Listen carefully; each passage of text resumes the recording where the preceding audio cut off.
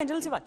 हाँ बिल्कुल, देखो श्वेता, सच्चाई ये है कि जो न्यूक्लियर हथियार हैं, these are not the weapon of war, they are weapon of deterrence. इन हथियारों का लड़ाई में इस्तेमाल होना एक प्रकार से पूरे वर्ल्ड का खात्मा होना है। जब आप गिना रहे थे कि आज की तारीख में रूस के पास 6200 के करीब हैं और अमेरिका के पास 5500 हैं, फ्रांस के पास 290, यूके के पास 250। याद रखो, जो हिरोशिमा नागासाकी में जो एटम बम डाले गए थे, आज उनकी से 1000 गुना ज्यादा इनकी क्षमता है मारने की।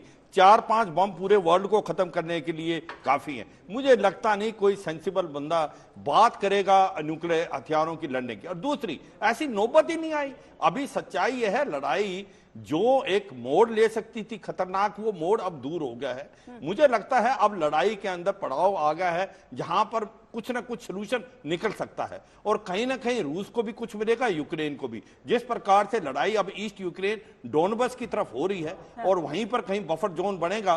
क्रेसेंट जो आपका है डोनबस से लेके मारियापोल, उड़ीसा और क्रीमिया को मिला के, मुझे लगता है अब कोई ना कोई सलूशन की तरफ बढ़ रहे हैं। आपको और मुझे लग रहा है अब नहीं लगता कि वो दौर चला गया कि जहां गलती से भी गलती हो सकती थी और न्यूक्लियर हथियार करने की बात की जा सकती थी। अब ऐसा कोई नहीं है और न्यूक्लियर हथियार इस लड़ाई में बिल्कुल इस्तेमाल नहीं होंगे। श्वेता। जन शर्मा।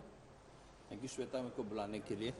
मैं कहना चाहूँगा कि हमने शुरू से ही पहले दिन से एक वेस्टर्न टेम्पलेट को एम्प्लॉय करके सोचा है रशिया उस हिसाब से लड़ेगा जैसे वेस्टर्न कंट्री लड़ती थी।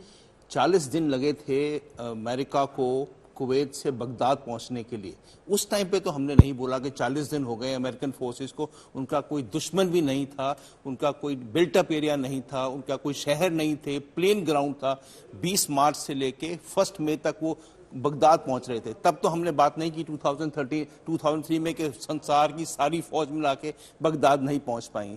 हमने एक वेस्टर्न टेम्पलेट को इसमें एम्प्लॉय किया बिकॉज रशियन ने हमको बताया नहीं है लड़ाई कैसे करना चाहते हैं। तो ये पूरी लड़ाई का उनका अब 38 दिन के बाद हमको क्लियर है कि वो क्या चाहते थे। कोई शहर कैप्चर करने की कोशिश ही नहीं की गई एक्सेप्ट मैरिपोल एंड खेरसन। खेरसन की बात अलग थी। खेरसन से एक कैनाल चलती है जो सोवियत ने बनाई थी, जो क्रीमिया को पानी देती है। वो पानी पिछले 3-4 साल से यूक्रेनियन से बंद किया हुआ था, जिसके कारण से पानी नहीं था वहां पे। उनकी जो 1 लाख कितना हेक्टेयर की लैंड थी जो उपजाऊ थी, वो सिर्फ 17,000 रह गई थी बिकॉज पानी बंद हो गया था, रैशनिंग था। तो खेरसन जाना जरूरी था उनके लिए और वहां गए। कोई और शहर में घुसने की कोशिश ही नहीं की उन्होंने।